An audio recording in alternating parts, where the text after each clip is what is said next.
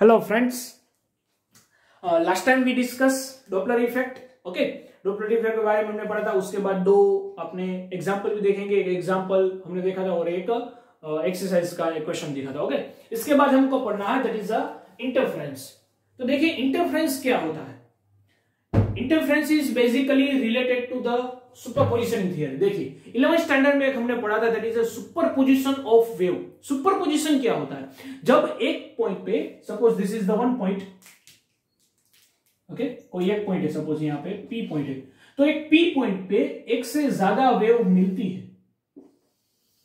Suppose यहां से ये सोर्स वन है, this is the source two, यहां से एक वेव आई पी पॉइंट पे मिल गई, यहां से एक वेव आई पी पॉइंट पे मिल गई। So it that one point if more than two wave are superposition, then interference pattern is created. This is the definition of interference. Interference क्या है, अगर कोई पॉइंट पे एक से ज्यादा मींस दो से ज्यादा, बेसिकली तो दो से ज्यादा वेव अगर मिलती है तो उस पॉइंट में, उस पी पॉइंट पे हमें इंटरफेरेंस पैटर्न दिखने को मिलता है। अब ये इंटरफेरेंस क्या है, तो बेसिकली अगर आपको आसान भाषा में बात करें तो क्या होगा। देखिए सपोज यहां पे एक तालाब है, ओके, ये इंटरफेरेंस के टाइप से वो हम बात करेंगे 11th में। अगर आपको बेसिक याद हो तो बेसिक अगर हम बात करें तो ये पानी से भरा हुआ है, सपोज पूरा तालाब, ओके, या फिर पानी से भरा हुआ एक बड़ा सा टैंक है और इसमें यहां पर दो पॉइंट है where B disturbance is created, A point और बी पॉइंट। ये दोनों पॉइंट पे हम डिस्टर्बेंस क्रिएट करते हैं। डिस्टर्बेंस क्रिएट करते तो क्या होता है, वेव्स क्रिएट हो गया, ओके। अगर पानी पूरा एकदम क्लीन पानी है, उसमें अगर पत्थर डाला तो क्या क्रिएट होगा, ऐसे डिस्टर्बेंस क्रिएट होते हैं। ये सुनो, पत्थर डालते हैं तो ऐसे डिस्टर्बेंस क्रिएट होते हैं, ये सुनो, जिसे हम वेव्स बोलते हैं, पानी के वेव्स। कुछ उसी तरह से अगर दो जगह पे, अलग अलग दो जगह पे पत्थर आपने डाले तो क्या होगा, यहां से एक वेव बनेगा, ये आगे बढ़ेगा, प्रोपोगेट होगा, ओके, और एक वेव सिमिलरली ए पॉइंट से भी बनेगा और वो भी कुछ इस तरह से आगे बढ़ेगा। तो देखिए कुछ कुछ पॉइंट ऐसे आते हैं जहां पे ये दोनों वेव्स मिल रही है, ये सुनो। So that is the point where the superposition is created. इन सारे पॉइंट पे एक से ज्यादा मतलब दो वेव्स मिल रहे हैं। So when the two waves is merged together or superposition at a one point, then the interference pattern is created. Now what is the interference pattern? It's depending on the how the wave is meet or how the wave is propagate at that time, at that point. अब देखिए ये क्या है, उसी के according दो type से constructive and destructive interference वो देख लेते हैं। वो क्या है, देखिए सोचिए अगर ये वेव है, वेव चला आ रहा है, ये वेव ऐसे आ रहा है, ओके। नॉर्मली वेव को ऐसे हम ड्रॉ करते हैं और उसमें ये क्या रहता है, this is the crust, this is the thrust. Crust और थ्रोट दो रहते हैं। क्रस्ट क्या है, ऊपर पॉजिटिव को हम क्रस्ट बोलते हैं, नीचे जो नेगेटिव उसको क्या बोलेंगे, थ्रोट बोलेंगे, ये सुनो। तो वेव्स आता है तो पॉसिबल है कि अगर पी पॉइंट पे दोनों का क्रस्ट भी मिले या दोनों का थ्रस्ट भी मिले या क्रस्ट और थ्रोट दोनों मिल जाए, वैसा भी हो सकता है। तो देखिए 11th में तो एक एग्जांपल अगर आपने देखा होगा या नहीं देखा तो भी बात नहीं, कोई बात नहीं। देखिए सपोज ये क्रस्ट है और यहां पर ये छोटा सा दूसरा क्रस्ट है, दोनों सामने सामने आ रहे हैं कुछ इस तरह से। ऐसा बीट ऐसे क्रिएट किया, एक बीट इस तरफ जा रहा है, यहां से एक बीट क्रिएट किया, एक बीट इस तरफ आ रहा है, डोरी पे ऐसा हो रहा है। सपोज ये कोई स्ट्रिंग है और स्ट्रिंग पे सपोज ये बीट आ रहा है, यहां से एक दूसरा बीट आ रहा है, दोनों मिल जाएंगे तो क्या होगा, if both are merge together then एक पॉइंट पे, यहां से एक पॉइंट पे दोनों मिल जाएंगे और वहां पे कुछ इस तरह से हमको एम्पलीट्यूड मिलेगा। सपोज यहां पे एम्पलीट्यूड था 5 सेंटीमीटर और यहां पर जो एम्पलीट्यूड था वो सपोज था 2 सेंटीमीटर। तो यहां पे हम बोल सकते हैं दिस इज द 7 सेंटीमीटर, ये सुन लो। दूसरी बात, अगर वेव्स एक यहां पे आ रहा है, ओके, एक वेव्स कुछ इस तरह से यहां पे आ रहा है, डाउन में क्रस्ट ले लेते हैं, ये क्रस्ट ले लिया, अब थ्रस्ट लेते हैं, थ्रोट एक यहां पे आ रहा है, this is the second throat. तो अब क्या होगा, इसका रिजल्टेंट कुछ ऐसा मिलेगा, हम बोल सकते हैं दोनों पे कहीं पे मिल जाएंगे तो यहां पर कुछ इस तरह सा बन जाएगा, ये सुनो। वैसे ही सपोज ये 5 सेंटीमीटर, ये 2 सेंटीमीटर है, तो यहां पर सुपरपोजिशनिंग होके 7 सेंटीमीटर मिल जाएगा। इन दोनों को ऐड क्यों कर दिया? क्योंकि हमने सुपरपोजिशन थ्योरम में पढ़ा था, the superposition is what, the superposition is nothing but the displacement of that point where the superposition is happen is nothing but the addition of the two waves।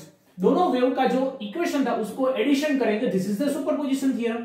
ये सुनो, तो यहां पर एम्पलीट्यूड का addition किया, आई बात समझ में? ओके, तो this is known as constructive interference, CI, constructive interference, इसको बोलेंगे constructive interference. If constructive interference किसको बोलेंगे? इफ दोनों के क्रस्ट मिलते हैं, इफ क्रस्ट प्लस क्रस्ट और थ्रोस्ट प्लस थ्रोट, आई बात समझ में? अगर क्रस्ट क्रस्ट मिलेंगे या फिर थ्रोट थ्रोट मिलेंगे, then that is a constructive interference. Okay, ये क्या मिलेंगे और ये मिलेंगे क्रेस्ट क्रेस्ट। अगर क्रेस्ट क्रेस्ट मिलते हैं या फिर थ्रोट थ्रोट मिलते हैं तो उसको बोलेंगे, थ्रस्ट थ्रस्ट मिलते हैं तो उसको बोलेंगे constructive interference. So this is the constructive interference. यह हो गया हमारा कंस्ट्रक्टिव इंटरफेरेंस CI। इंटरफेरेंस के दो टाइप है, कंस्ट्रक्टिव है, डिस्ट्रक्टिव है। यह डिस्ट्रक्टिव इंटरफेरेंस किसको बोलेंगे उसका भी एग्जांपल ले लेते हैं। सपोज यहां पे ऐसा कुछ एक बीट है, दूसरा बीट कुछ इस तरह से आ रहा है डाउन में। ओके, सपोज दोनों की जो एम्पलीट्यूड है वो सेम है, 5 सेंटीमीटर, यहां पर भी है सपोज 5 सेंटीमीटर, और दोनों एक दूसरे के तरफ आ रहे हैं, both are coming towards to each other. Then what happen, कोई एक पॉइंट पे मिल जाएंगे, कुछ इस तरह से होगा, जब मिलना चाहेंगे तो नजीक आ रहा है, एक पॉइंट पे आ गए, यहां पर पहुंच गए। अब उसके बाद क्या होगा, मोशन तो शुरू ही है, ये इस तरफ आएगा, ये इस तरफ आएगा, तो एक पॉइंट पे कुछ ऐसा हो जाएगा। तो ये 5 पॉजिटिव, ये 5 नेगेटिव, ये दोनों कैंसिल करेंगे, देन द एम्पलीट्यूड इज 0। तो here amplitude is 0। So this is the destructive interference. अब कई बार इक्वल एम्पलीट्यूड नहीं होता है, तो क्या होता है, कोई दिक्कत वाली बात नहीं। तब ऐसा होगा, सपोज ये ऐसा है, okay, this is the 5 centimetre amplitude, this is the 2 centimetre amplitude, ये इस डायरेक्शन में जा रहा है, ये इस डायरेक्शन में आ रहा है, तो क्या होगा, देखिए दोनों पास में आएंगे, दिख रहा, दोनों पास पास आएंगे, और कोई एक पॉइंट पे क्या होगा, ये यहां पाएगा, ये यहां से आएगा, सो बोथ मर्ज टुगेदर, ऐसा होगा। तो 5 पॉजिटिव अपर डायरेक्शन में है, ये प्लस वाई, इसको माइनस वाई बोल सकते हैं, तो अप डायरेक्शन में, ये नेगेटिव डायरेक्शन में है, तो क्या होगा, 5 - 2 दैट इज 3। तो ये हो जाएगा कुछ इस तरह से, छोटा सा बन जाएगा, और दिस इज द 3 सेंटीमीटर। मतलब क्रस्ट का जो 5 है वो पॉजिटिव रहेगा, थर्स्ट का जो 2 है वो नेगेटिव रहेगा, तो 5 - 2, तो हमारा जो बीट है वो कुछ इस तरह से बन जाएगा। आई बात समझ में? So this is known as destructive interference, DI, destructive interference. इसमें क्या हुआ, देखिए यहां पर ऐसा बोल सकते हैं, that is 5 - 5, so 0 amplitude. So destructive interference में क्या होता है, in the destructive interference amplitude जो है वो हमारा डिक्रीज होता है, क्योंकि CI में मतलब कंस्ट्रक्टिव इंटरफेरेंस में एडिशन होता है और डिस्ट्रक्टिव इंटरफेरेंस में नेगेटिव सब्ट्रैक्शन होता है। अंडरस्टैंड? तो दोनों की डेफिनेशन क्या हुई, the definition of the CI is if the दो वेव है या दो से ज्यादा वेव है, उसके क्रस्ट या फिर थ्रस्ट मिलेंगे, थ्रोट मिलेंगे, तो CI बनेगा कंस्ट्रक्टिव इंटरफेरेंस। या फिर एक का क्रस्ट और दूसरे का थ्रोट मिलता है, एक का क्रस्ट मिलता है, दूसरे का थ्रोट मिलता है, तब क्या होता है, डिस्ट्रक्टिव इंटरफेरेंस। आई बात समझ में? तो डिस्ट्रक्टिव इंटरफेरेंस में क्या होता है और कंस्ट्रक्टिव इंटरफेरेंस में क्या होता है, समझ में आ गया? दोनों की डेफिनेशन वेरी इजी है, डेफिनेशन में कुछ बात नहीं, सिर्फ क्रस्ट मिलता है, थ्रस्ट मिलता है, तो CI इफ आपको क्रस्ट और दूसरा का थ्रोट मिलेगा, एक वेव का ये, एक दूसरे वेव का ये, तो क्या बन जाएगा, डिस्ट्रक्टिव इंटरफेरेंस। तो डिस्ट्रक्टिव इंटरफेरेंस में क्या होता है, एम्पलीट्यूड, यहां पे एम्पलीट्यूड क्या हुआ, डिक्रीज हुआ, यहां पे एम्पलीट्यूड इंक्रीज हुआ। आई बात समझ में? दिख रहा है? ओके, सो ये आपको अगर नोट डाउन करना है तो कर लीजिए, बाद में ये रिमूव कर देता हूं, तो वीडियो को पॉज करके ये लिख लीजिए। ओके, अब थोड़ा डिटेल में पढ़ेंगे इसके बारे में। ये बेसिक था कि कैसा इसका डेफिनेशन क्या है, या क्रस्ट कब बनता है, थ्रस्ट कब बनता है। ओके, पानी के वेव में भी ये बन सकता है, साउंड के वेव में भी ये हो सकता है, और जो लाइट के वेव्स है कहां पर जहीं पर भी वेव्स आएंगे तहां ये बन सकेगा। समझ में आया कंस्ट्रक्टिव क्या है, इंटरफेरेंस, और डिस्ट्रक्टिव इंटरफेरेंस क्या है। ओके, सपोज पानी की बात करते हैं, जब हमने देखा था वेव्स एक दूसरे में मिल रहे थे, इसके ऊपर एक वीडियो भी है। ओके, तो वीडियो में डिस्क्रिप्शन लाइन में आपको लिंक दे दूंगा, वो वीडियो आप देख लीजिएगा। उसमें एक बड़ा सा तालाब है या फिर रिवर है, पता नहीं क्या है, रिवर या तालाब है। तो उसमें दो ऐसे डिफ्रेक्शन होते हैं। ओके, दो क्या बोलते हैं उसको, पता नहीं, हाँ ऐसा कुछ है। मतलब वीडियो आप देखेंगे तो समझ जाएंगे, कुछ ऐसा सा तालाब बना हुआ है, बड़ा सा तालाब है, और इसमें से दो बॉल लेके यहां पर वेव्स क्रिएट करे जाते हैं। वेव्स कैसे क्रिएट होते हैं, डिस्टर्बेंस से वेव क्रिएट होते हैं। और वहां पे अगर आप देखेंगे वीडियो ऐसा है तो ये वीडियो पोस्ट करके जो लिंक में डिस्क्रिप्शन में देने वाला हूं, पहले वो वीडियो देख लीजिए, बाद में इससे कंटिन्यू करना। ओके, यहां से कंटिन्यू करना।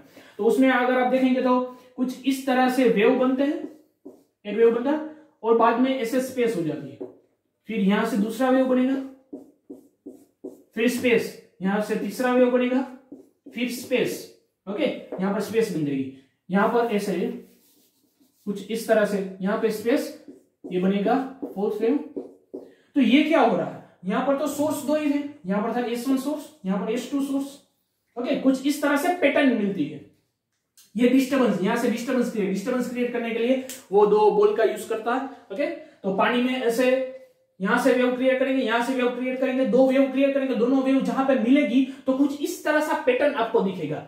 ये पैटर्न क्या है, तो देखिए यहां पर हो रहा है CI, कंस्ट्रक्टिव इंटरफेरेंस। जो वेव का जो क्रस्ट था या जो थोड़ था वो मिल रहा था, इसलिए यहां पे आपको प्रॉपर ऐसी पैटर्न मिली। तो यहां पर एम्पलीट्यूड मैक्सिमम हो गया। यहां पे जो स्पेस दिख रही है या खालीपन जो दिख रहा है, that is the minimum amplitude, वहां पर कोई एम्पलीट्यूड नहीं है। तो वहां पे जो वेव की इंटेंसिटी थी वो इंटेंसिटी डिक्रीज हो गई, वहां पर वेव की इंटेंसिटी जो थी वो डिक्रीज हो गई। ओके, और यहां पर वेव की इंटेंसिटी मैक्सिमम रही, क्योंकि इंटेंसिटी जो है, intensity is proportional to as square, amplitude से प्रोपोर्शनल में होती है इंटेंसिटी। समझ में आई बात, intensity is proportional to amplitude square. तो एम्पलीट्यूड जहां पे ज्यादा रहेगा, तो एम्पलीट्यूड ज्यादा कहां पे होता है, CI में। कंस्ट्रक्टिव इंटरफेरेंस में एम्पलीट्यूड बढ़ता है, क्योंकि कंस्ट्रक्टिव इंटरफेरेंस में दोनों का एडिशन होता है, यहां पे दोनों का सब्ट्रैक्शन होता है। ये सुनो, तो यहां पे होगा DI, डिस्ट्रक्टिव इंटरफेरेंस, तो यहां पर एम्पलीट्यूड हो जाएगा 0। अगर वीडियो देख लिया होगा तो ये बात समझ में आ गई होगी। ओके, ये सिमिलर पैटर्न वेव्स में भी होता है। जो हमारा लाइट का वेव है उसमें भी ये सेम पैटर्न होता है। लाइट के वेव में क्या होता है, अगर यहां पर एक आपने टॉर्च लाइट रखी, टॉर्च लाइट यहां पे रखी, दूसरी टॉर्च लाइट यहां पे रखी, और दोनों में से वेव्स आ रहे हैं, देन अगर दोनों मीट करेंगे प्रॉपर वे में तो आपको ये लाइट डार्क जैसा पैटर्न मिलेगा। जैसे जिब्रा क्रॉसिंग होता है ना, लाइट डार्क लाइट डार्क, जैसे लाइट डार्क। ओके, यहां पे लाइट होता है, यहां पे डार्क, यहां पे ब्राइट, यहां पे डार्क, यहां पे ब्राइट, यहां पे dark, bright dark, bright dark, ऐसा ब्राइट डार्क पैटर्न मिलेगा आपको कि एक जगह पे सुपरपोजिशनिंग होगी। हाँ, उसके लिए क्या चाहिए, दोनों में एम्पलीट्यूड सेम होना चाहिए, दोनों में जो फ्रीक्वेंसी है, एंगुलर फ्रीक्वेंसी, वो सेम होनी चाहिए, तभी ये पैटर्न मिलेगी। आई बात समझ में। एक्चुअल में तो क्या है कि ये एक्चुअल में अगर देखा जाए तो एक्चुअल में तो पॉसिबल नहीं है, क्योंकि हमारे यहां जो हमको मिलता है, क्योंकि हमारे यहाँ जो भी लैंप बनते हैं या भी जो भी आप ट्यूबलाइट देखते हैं, या आपके घर में भी कोई भी ट्यूबलाइट होगी, अगर दो लैंप है रूम में, एक लैंप यहां से शुरू किया, एक लैंप यहां से शुरू किया, तो आपको क्या लाइट डार्क पैटर्न दिखती है? नहीं, रूम में क्या होता है, रोशनी बढ़ जाती है। The intensity of the light is increase, why? Because the both light have not equal angular wave.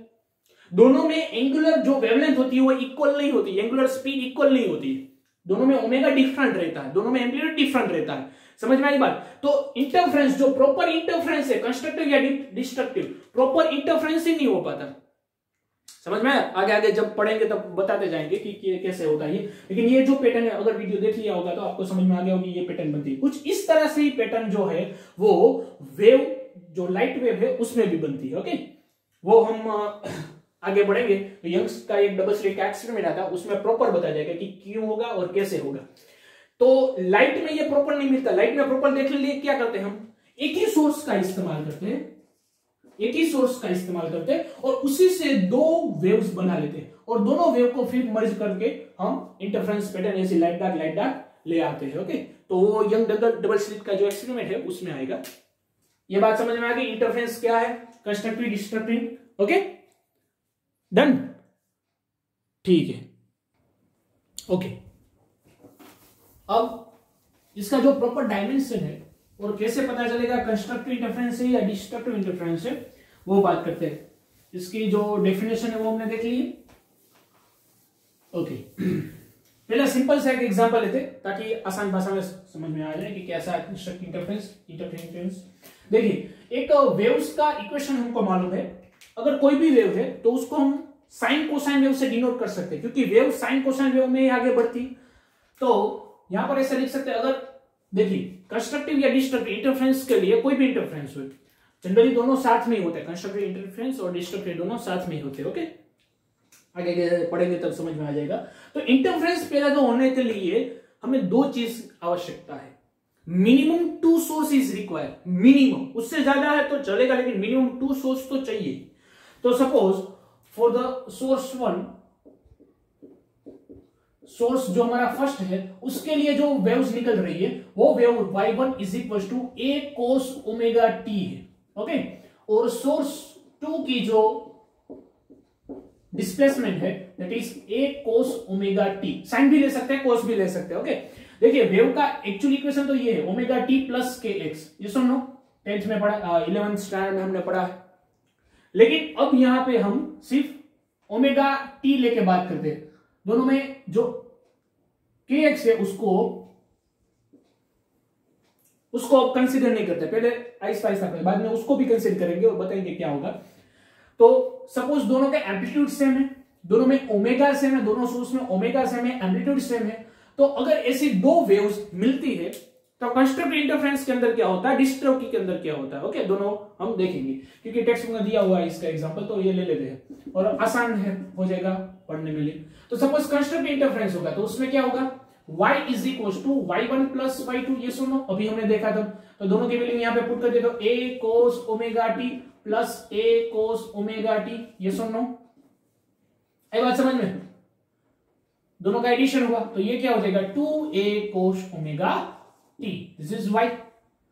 Okay, so देखिए यहां पर एम्पलीट्यूड जो है वो इनिशियल एम्पलीट्यूड से डबल हो गया कि नहीं।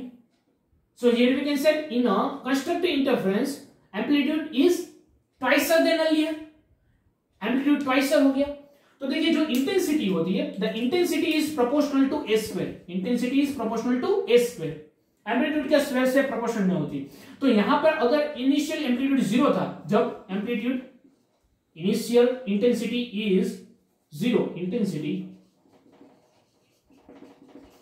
इनिशियल इंटेंसिटी आई 0 है जो प्रोपोर्शनल टू ए स्क्वायर थी। अब क्या हो गया, एम्पलीट्यूड डबल हो गया। So now the amplitude I dash, now the intensity I dash is proportional to 2a all square, yes or no? तो ये हो जाएगा I dash proportional to 4a square, yes or no?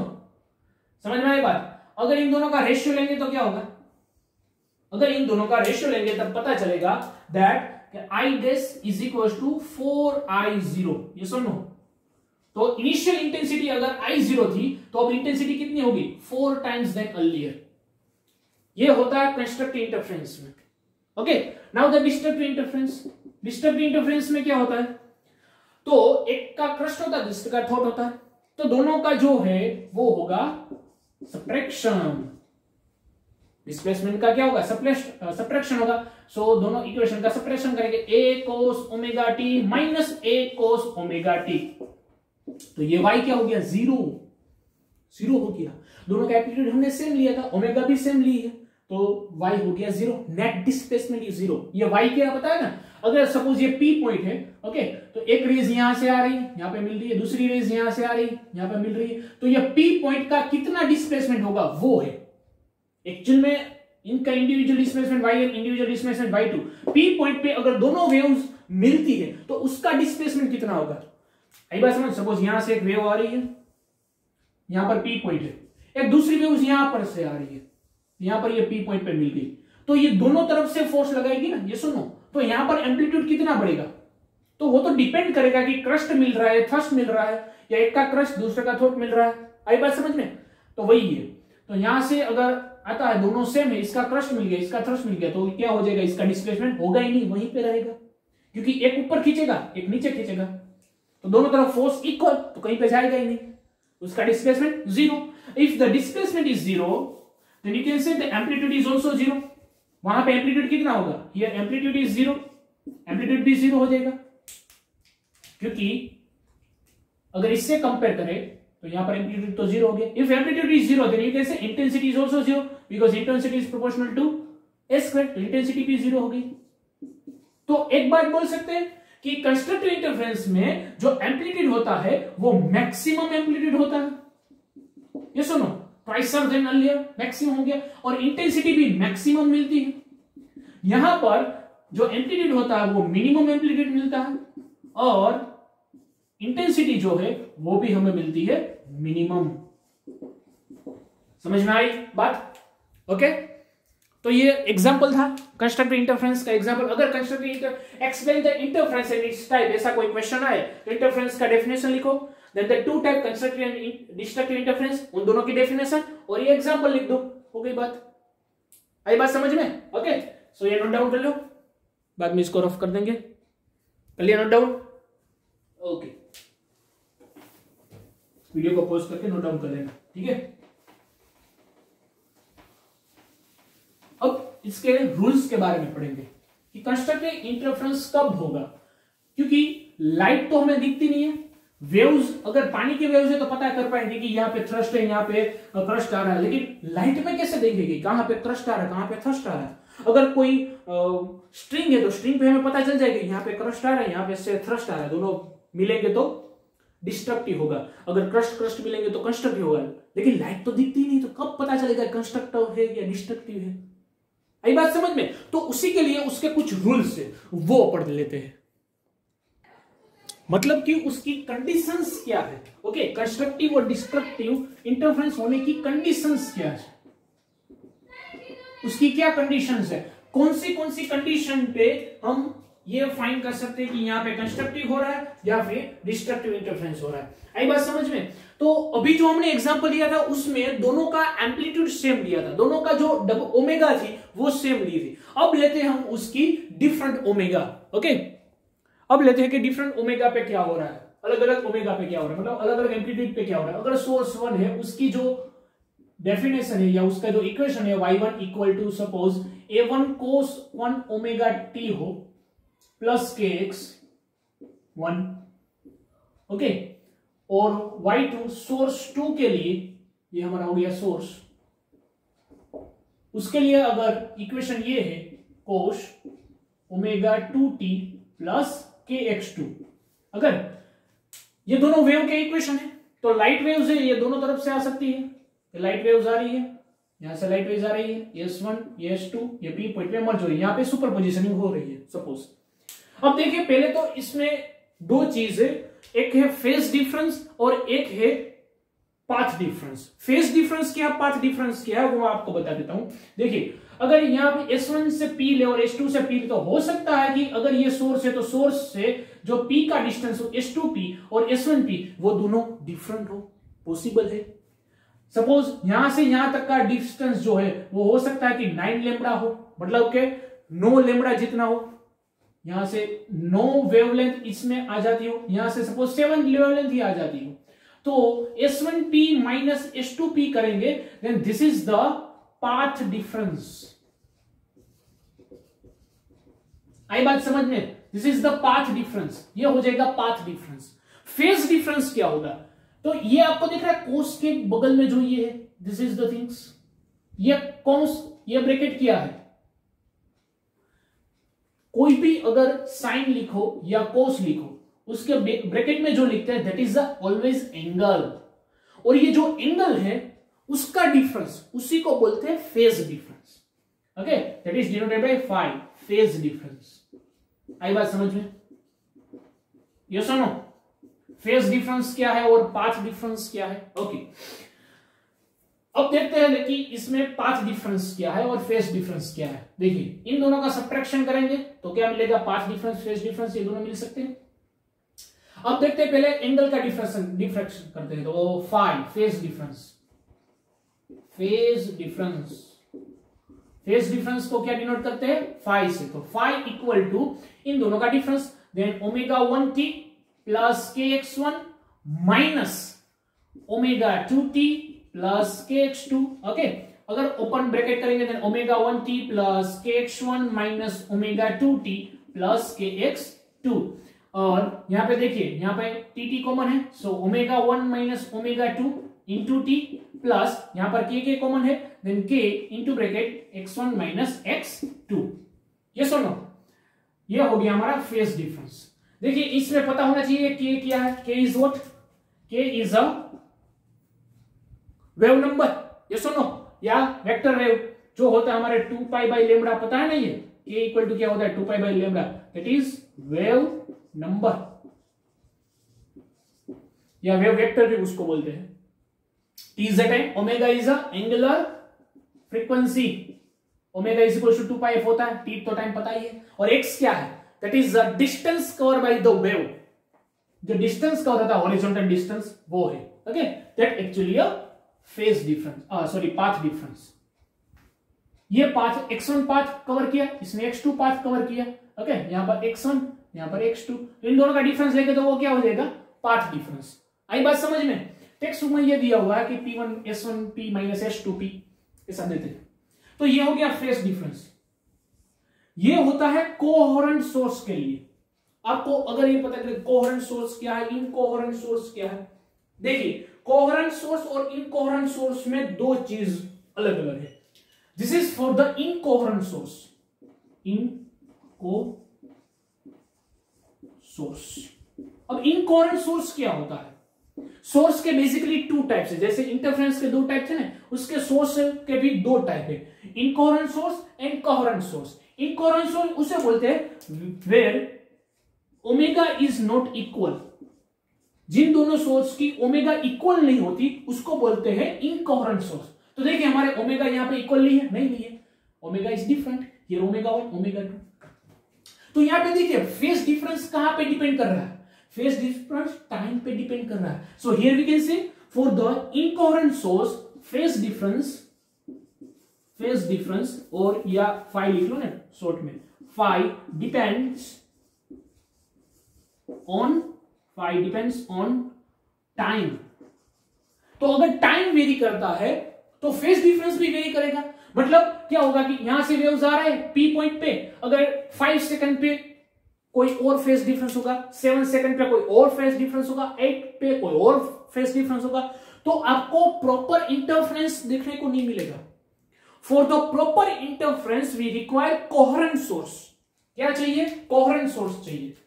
So coherent source इसको बोलते हैं, coherent source किसको बोलते हैं? जिसकी वेवलेंथ इक्वल होती, सॉरी जो ओमेगा रहती है वो इक्वल रहता angular wavelength, omega 1 is equal to omega 2। So यहां पे ओमेगा 1 इक्वल टू ओमेगा 2 करेंगे तो क्या होगा? देखिए if the omega 1 is equal to omega 2 then the phase difference phi is equal to क्या हो जाएगा? Omega 1 minus omega 2 0।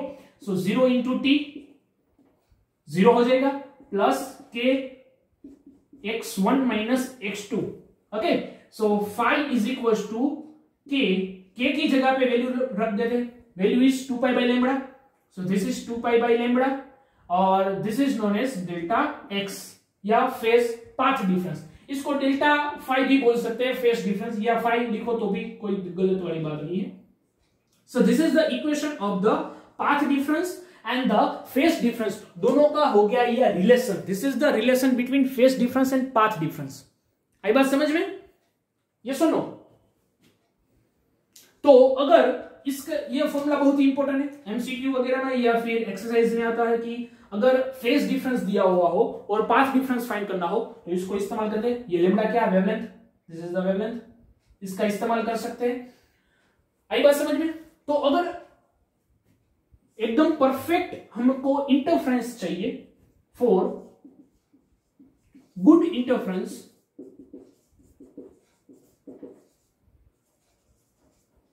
Coherent source is used.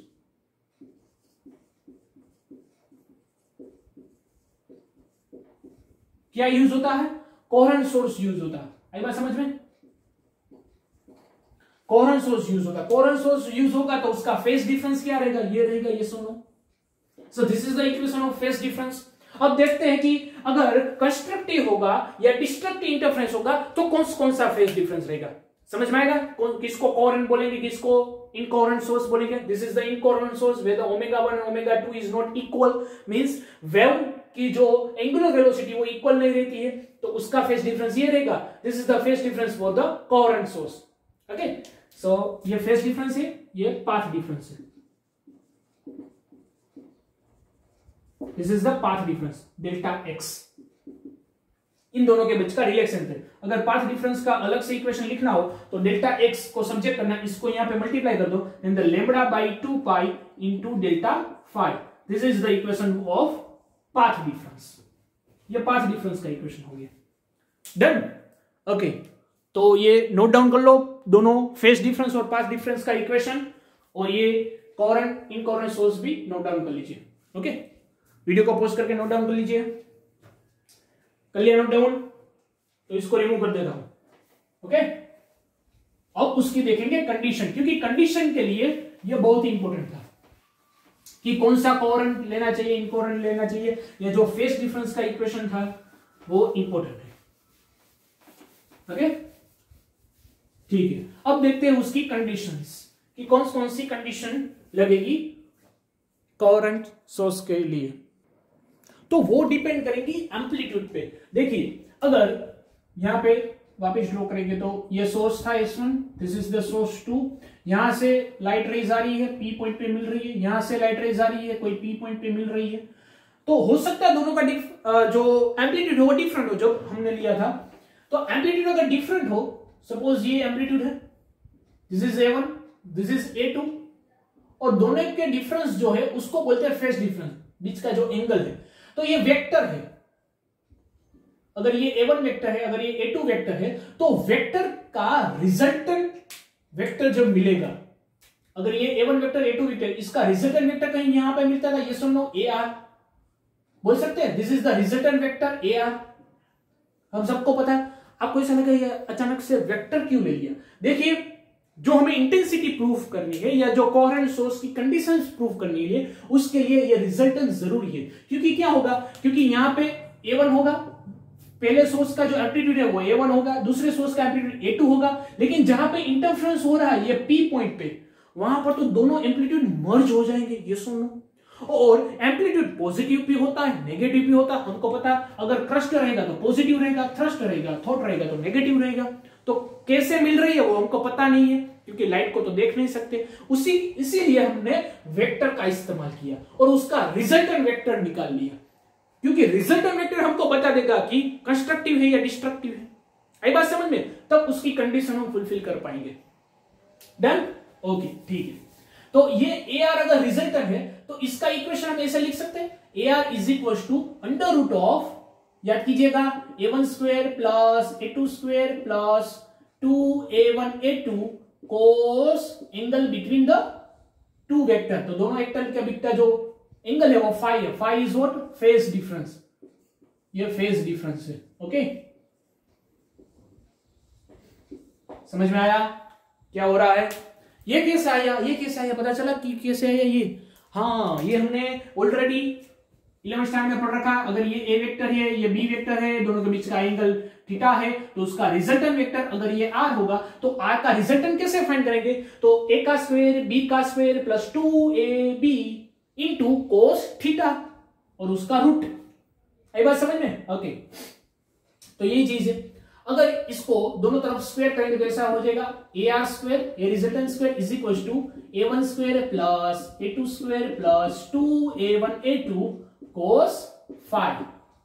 ये सुनो, अब देखिए एक चीज हमने पढ़ ली है कि intensity is proportional to A square. ये सुनो, इंटेंसिटी जो है वो एम्पलीट्यूड के स्क्वायर से प्रोपोर्शनल होता है, ये बात नोटिस कर लीजिए। वैसे तो इंटेंसिटी कई सारे फैक्टर पे अप्लाई होती है, कई सारे फैक्टर्स उसमें होते हैं। Intensity is also depending on the medium, intensity also depending on the velocity, intensity is also depending on the density and then medium की जो चेंज होता है, मीडियम एक मीडियम से दूसरे मीडियम में जाता है तो भी इंटेंसिटी चेंज होता थी। लेकिन जो हमारा वेव हो रहा है, सुपरपोजिशन हो रहा है, वो एक ही मीडियम में हो रहा है, ताकि कोई दूसरी चीज की जरूरत ही नहीं है, ओनली एम्पलीट्यूड पे डिपेंड करता है इंटेंसिटी। आई बात समझ में?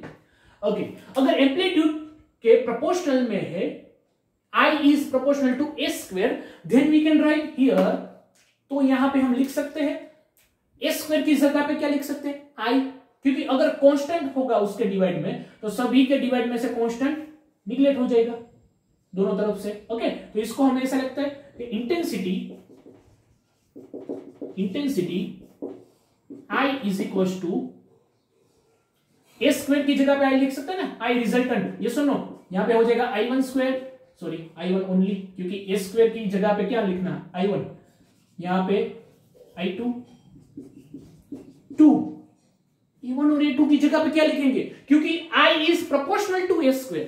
अब देखिए, तो I इज इक्वल टू ऐसा हम लिख सकते हैं कोई कांस्टेंट, ओके, कोई कांस्टेंट ए स्क्वायर, क्योंकि प्रोपोर्शनल रिमूव करेंगे तो कोई कांस्टेंट रखना पड़ेगा। ओके, तो दोनों तरफ क्या करेंगे, सब रूट लगाएंगे तो इसका रूट निकल जाएगा। So A is equal to constant into root, ऐसा लिख सकते हैं। अगर कांस्टेंट्स को यहां से डिवाइड कर दो, डिवाइड कर दिया तो रूट I पुट कर सकते हैं A की जगह पे, ये सुनो, तो यहां पर क्या पुट करेंगे, under root I cos phi. आई बात समझ में? किसी को लगा ऐसा डायरेक्ट थोड़ी लिख सकते हैं, अरे लिख सकते हैं, क्यों नहीं लिख सकते, A I proportional to A square है तो ऐसा कर देंगे I इक्वल टू, यहां पे रखा कांस्टेंट, उसी तरह है I equal to constant into A square, तो ए स्क्वायर इक्वल टू क्या हो जाएगा I अपॉन सी कांस्टेंट। तो देखिए यहां पर सी कांस्टेंट, यहां पर सी कांस्टेंट, यहां पर सी कांस्टेंट, यहां पर ये दोनों का सी रूट सी, यहां पर भी रूट होगा ना, इस कांस्टेंट का भी रूट, जब ये रूट दोनों तरफ निकालेंगे तब, तो कांस्टेंट का रूट तो सी, तो सब जगह पे सी कट हो जाएगा। आई बात समझ में? इसलिए नहीं लिखा था। तो ये इक्वेशन लिख सकते हैं इंटेंसिटी का ओनली। तो this is the equation of intensity. अब देखिए दो चीज हमको क्लियर है कि अगर कंस्ट्रक्टिव इंटरफेरेंस हो रहा है या डिस्ट्रक्टिव इंटरफेरेंस हो रहा है तो दोनों में कंस्ट्रक्टिव में एम्पलीट्यूड मैक्सिमम रहेगा और डिस्ट्रक्टिव में एम्पलीट्यूड मिनिमम रहेगा, वो हमको पता है, ये सुनो। ओके, तो अब दोनों का डिफरेंस ही ले लेते हैं, इससे पढ़ने में और याद रखने में आसानी रहेगी। देखिए दोनों के बीच का हम डिफरेंस ले लेते हैं, कंस्ट्रक्टिव इंटरफेरेंस और डिस्ट्रक्टिव में क्या डिफरेंस रहेगा। यहां पर लिखेंगे कंस्ट्रक्टिव इंटरफेरेंस के बारे में और यहां पर डिस्ट्रक्टिव इंटरफेरेंस के बारे में। अब देखिए कंस्ट्रक्टिव इंटरफेरेंस में क्या होता है, in the constructive interference A amplitude is maximum, ये सुनो, एम्पलीट्यूड क्या होता है, मैक्सिमम रहता है, और डिस्ट्रक्टिव में एम्पलीट्यूड क्या रहता है, मिनिमम रहता है। ये हम पढ़ चुके हैं, क्योंकि एक थ्रस्ट आता है, एक क्रस्ट आता है, एक क्रस्ट आता है, एक थ्रस्ट आता है। ओके, तो दोनों में एम्पलीट्यूड डिक्रीज हो जाता है कंस्ट्रक्टिव में। यहां पर दोनों का क्रस्ट मिलता है या दोनों का थ्रस्ट मिलता है तो एम्पलीट्यूड बढ़ जाता है। आई बात समझ में? ओके, तो मतलब जो रिजल्टेंट एम्पलीट्यूड होगा वो क्या होगा इसमें, मैक्सिमम। तो देखिए रिजल्टेंट एम्पलीट्यूड तो ये है इक्वेशन, रिजल्टेंट एम्पलीट्यूड का इक्वेशन ये है, ये सुनो, ये इक्वेशन है रिजल्टेंट एम्पलीट्यूड का। तो देखिए A1 और A2 वो तो डिपेंडिंग ऑन द सोर्स पे डिपेंड है, अगर सोर्स चेंज करेंगे तब भी A1 और A2 चेंज होगा। तो इसमें वेरिएबल क्या है, cos फाई। अगर cos फाई की वैल्यू मैक्सिमम होगी तो AR मैक्सिमम होगा, ऐसा बोल सकते हैं। So here we can say for the amplitude maximum, if the amplitude maximum then we can say amplitude is maximum, so AR maximum, AR क्या हो जाएगा, मैक्सिमम। और AR मैक्सिमम होने के लिए फॉर दैट क्या मैक्सिमम होना चाहिए? कोस फाई मैक्सिमम होना चाहिए। और कोस फाई की मैक्सिमम वैल्यू क्या है? 1। ये सुनो, कोस की मैक्सिमम वैल्यू क्या है? 1। देखिए कोस की मैक्सिमम वैल्यू होती है 1 और मिनिमम होती है -1। पता है आपको? क्योंकि कोस की मैक्सिमम वैल्यू 90 डिग्री पे कोस क्या होता है? 0। कोस 0 क्या होता है? 1। और कोस 180 पाई, कोस पाई क्या होता है? -1। तो कोस की मैक्सिमम वैल्यू होती है 1, कोस की मिनिमम वैल्यू होती है -1। 0 नहीं हो, 0 से भी कम रहती है, -1 होती है ना। तो साइन और कोस दोनों की वैल्यू मैक्सिमम मिनिमम यही रहती है। कोस और साइन दोनों की मैक्सिमम वैल्यू 1 और मिनिमम वैल्यू -1 होती है। आई बात समझ में? ओके, सो यहां पर कोस की जो मैक्सिमम वैल्यू क्या हो गई? 1। तो उसका मतलब क्या होगा कि एंगल क्या होगा? अगर मैक्सिमम वैल्यू 1 है, if cos phi is equal to 1, then the phi is equal to angle कितना होगा? Yes, angle is should be 0। ये सुनो, otherwise angle is 0, otherwise 2 pi, otherwise 4 pi, otherwise 6 pi. ऐसा भी लिख सकते हैं कि ये सुनो, ऐसा भी लिख सकते हैं ना। 2 पाई भी चलेगा, 4 पाई भी चलेगा, 6 पाई भी चलेगा, अप टू इंफिनिटी। इन सभी जगहों पे कोस की वैल्यू 1 होती है मैक्सिमम। अगर याद नहीं है तो आप यूनिट सर्कल भी देख सकते हैं। यहां पर होगा 1 0, यहां पे -1 0, यहां पे कोस क्या था? 0 2 पाई, ये सुनो। और यहां पे आता है पाई, -2 पाई, सॉरी -3 पाई। मतलब यहां पर होता है इवन नंबर, यहां पे होता है ऑड, यहां पे होता है ऑड नंबर, यहां पे होता है इवन नंबर। मतलब सारे इवन नंबर पे कोस की वैल्यू क्या रहेगी? Maximum and 1। सो ऐसे बोल सकते हैं कि फेस डिफरेंस जो है वो फेस डिफरेंस कंस्ट्रक्टिव इंटरफेरेंस के हो गया 2n पाई। ये सुनो, for the constructive interference phase difference is 2n pi. Phase difference तो टेक्स्ट बुक में ऐसा भी बोला है, फेस डिफरेंस जो है, फेस इसमें लिखा है फेस डिफरेंस, ऐसे फेस डिफरेंस। ओके, अब फेस डिफरेंस है, उससे पाथ डिफरेंस भी फाइंड कर सकते हैं। क्योंकि पाथ डिफरेंस कैसे फाइंड करेंगे? इक्वेशन को यूज करके, या फिर देख लीजिए ये 2 और पाई, 2 पाई है, 2 पाई मिलके फेस डिफरेंस क्या हो जाएगा? नहीं याद आ रहा है? ओके, फेस डिफरेंस अभी इक्वेशन लिखा था वही लिख लेते। Phase difference delta x is equal to क्या हो जाएगा? 2 pi, sorry lambda upon 2 pi into delta phi. समझ में आई बात? समझ में आया कि नहीं?